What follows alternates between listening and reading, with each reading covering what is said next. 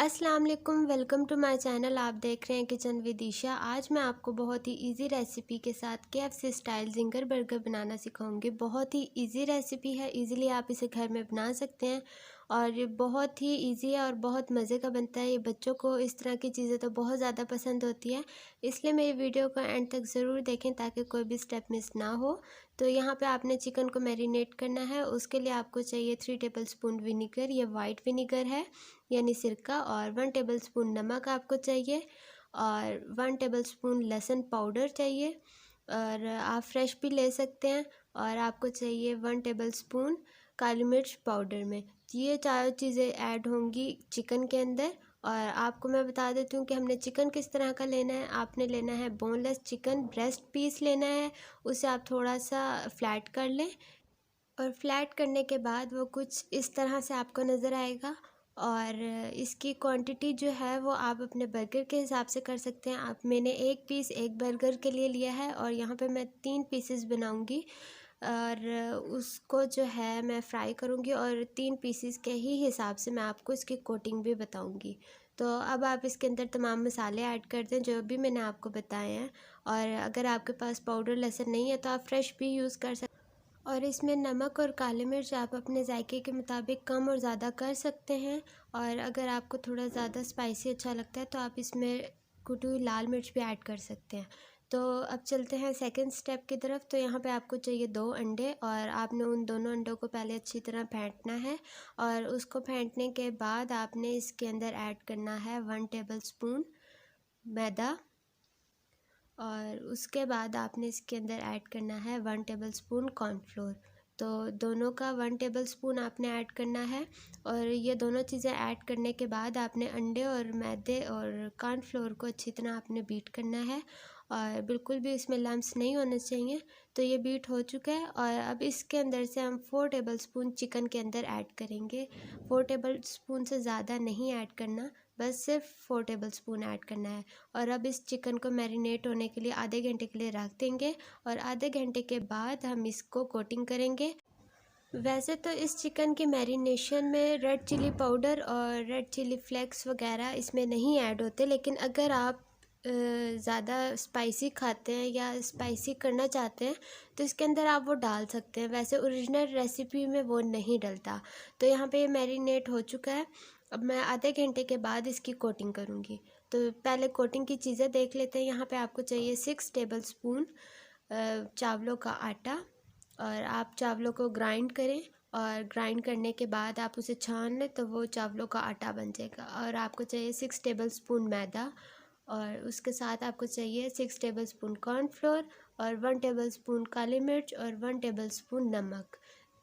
ये कोटिंग मैंने 3 पीसेस के हिसाब से बताई है। अगर एक पीस अगर आप कोट करें तो उसके लिए 2 टेबलस्पून हर सारी चीज़ें चाहिए होंगी और 3 पीसेस कर रहे हैं तो आपको 6 टेबलस्पून चाहिए। तो ये सारी चीज़ें कोटिंग के लिए। और अब एक बड़ा सा बाउल लेंगे, उसके अंदर हम मैदा डालेंगे और मैदा ऐड करने के बाद आप इसके अंदर कॉर्नफ्लोर डाल दें। कॉर्नफ्लोर के बाद आप इसके अंदर चावलों का आटा ऐड कर दें। उसके बाद आपने ऐड करना है नमक और काली मिर्च। और अब इन सारी चीज़ों को डालने के बाद आपने मिक्स करना है। तो यहाँ पे आप देख लें नमक और काली मिर्च ऐड कर चुकी हूँ मैं। और अब इन तमाम चीज़ों को आप अच्छी तरह मिक्स कर लें और मिक्स करने के बाद फिर हम कोटिंग करते हैं। और अब यहाँ पे चिकन मैरिनेट हो चुका है और आधा घंटा भी कंप्लीट हो चुका है। अब आप चिकन के एक पीस को उठाएं और जो हमने कोटिंग तैयार की हुई है उसके अंदर अच्छी तरह कोट करें और बिल्कुल भी कोई साइड ऐसी ना हो कि जिस पे कोटिंग ना लगी हुई हो।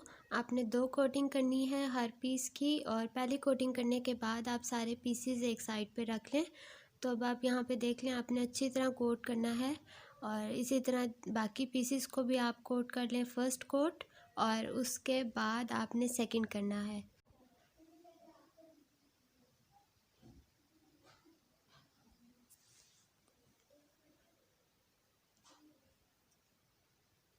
तो अब आप यहाँ पे देख लें कि फ़र्स्ट कोट पूरा हो गया। अब सेकंड कोट करने के लिए आपने क्या करना है, जो अंडा हमने फेंट के रखा हुआ था जिसके अंदर मैदा और कॉर्नफ्लोर हमने ऐड किया था, वो ही थोड़ा सा आपने डस्ट ऑफ करना है। जैसे हम मैदा थोड़ा थोड़ा डस्ट करते हैं ना, वैसे ही आपने करना है और उसे थोड़ा सा स्प्रेड कर लेना है। और इससे ज़्यादा प्रॉपर इसको आपने कोट नहीं करना अंडे के अंदर। और उसी को फिर आपने उठाने के बाद, उसी चिकन को उठाने के बाद आप सेकंड कोट भी कर लें। और सेकंड कोट करने के बाद आपने दोबारा अंडा उसी तरह लगाना है जैसे हमने फ़र्स्ट कोटिंग के बाद लगाया था। तो आपने हल्का हल्का सा अंडा इसके ऊपर लगाना है और उसी अंडे को आप थोड़ा सा स्प्रेड कर लें और इसी तरह इसे उठा के आपने फ्राई करना है। और इस चीज़ में ख़ास ख्याल रखना है कि कहीं से कोटिंग उतरे ना, क्योंकि अंडा लगाने के बाद और जब हम अंडे को स्प्रेड करते हैं तो वो ज़्यादा यही होता है कि कोटिंग उतर जाती है। तो इस चीज़ का आपने ख़ास ख्याल रखना है कहीं से कोटिंग ना उतरे। अगर उतर भी जाए तो आपने दोबारा वहाँ से कोटिंग करनी है। तो उसके बाद आप इसे फ्राई कर लें। या तो आप ऑयल ले लें या तो आप घी ले लें, जिसमें भी आप फ्राई करना चाहते हैं उसे आप पहले से ही गर्म कर लें और चिकन को उसके अंदर ऐड कर दें। चिकन तकरीबन 8 से 9 मिनट में पक जाएगा, अंदर से अच्छी तरह गल भी जाएगा और ऊपर से क्रिस्पी भी हो जाएगा। और आपने 1 से 2 मिनट पकाने के बाद आपने इसे कवर करके पकाना है। उसकी वजह यह है कि चिकन जो है अंदर से सॉफ्ट रहेगा और ऊपर से बहुत ज़्यादा अच्छा क्रिस्पी हो जाएगा। मैं भी इसे कवर करके भी पकाऊंगी 3 से 4 मिनट के लिए। और आपने इसको पकाना है मीडियम फ्लेम पे, आपने इसको फ्राई करना है और इसकी बार बार साइड्स बिल्कुल चेंज नहीं करनी। जब एक साइड कंप्लीट हो जाए उसके बाद आपने इसकी साइड चेंज करनी है, वरना अगर आप देन एंड देयर डालने के बाद ही आप इसकी साइड चेंज करेंगे तो इसकी कोटिंग अलग हो जाएगी और चिकन अलग हो जाएगा। इसलिए आपने डालने के फ़ौरन बाद नहीं इसको हिलाना है। तो यहाँ पे आप देख लें कि ये फ्राई हो चुका है और अब हम इसे निकाल लेंगे और निकालने के बाद हम इसे एक प्लेट में रख लेंगे और फिर चलते हैं बर्गर को तैयार करते हैं। तो यहाँ पे आप देख लें कि ये तैयार हो चुका है चिकन और उसके साथ आपको चाहिए सैलेड लीव, ये बिल्कुल फ्रेश है। और मायोनीज़ आपको चाहिए 3 to 4 टेबल स्पून या अपने मुताबिक जैसे आपको पसंद हो। तो और आपको यहाँ पे चाहिए 2 बन, 2 ले लें 3 ले लें, ये आपकी अपनी मर्ज़ी है। तो अब आप यहाँ पे देख लें कि ये बन जो है वो पहले से ही 2 पीसेस हुए हुए थे। आपने बन की अंदर वाली साइड को थोड़ा सा रोस्ट करना है और रोस्ट करते हुए आपने बिल्कुल भी इसे प्रेस नहीं करना। आप एक फ्राई पैन लें, उसके अंदर आप हल्का सा ऑयल लगाएं और इससे जो है मीडियम फ्लेम पे रोस्ट कर लें। तो यहाँ पे देख लें कि बन जो है अंदर से रोस्ट हो चुके हैं। इसके अंदर आप मायोनीज़ लगाएं और मायोनीज़ लगाने के बाद आप इसे सैलेड लीव लगाएं। सैलेड ली बिल्कुल फ्रेश है क्योंकि यह हमारे घर में लगा हुआ है, मैंने वहीं से लिया है। और उसके बाद आप चिकन का पीस रखते हैं और बन की दूसरी साइड पे आप मायोनीज़ लगाएं और बन को बंद कर दें।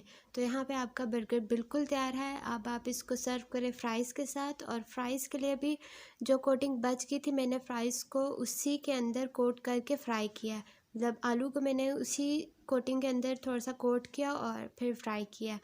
तो यहाँ पे जिंगर बर्गर बिल्कुल तैयार हैं बहुत ही इजी रेसिपी के साथ। अगर आपको ये वीडियो अच्छी लगी है तो वीडियो को लाइक करें, चैनल को सब्सक्राइब करें। और अब मैं मिलूँगी आपको अपनी न्यू वीडियो में और न्यू रेसिपी के साथ। तब तक के लिए अल्लाह हाफिज़।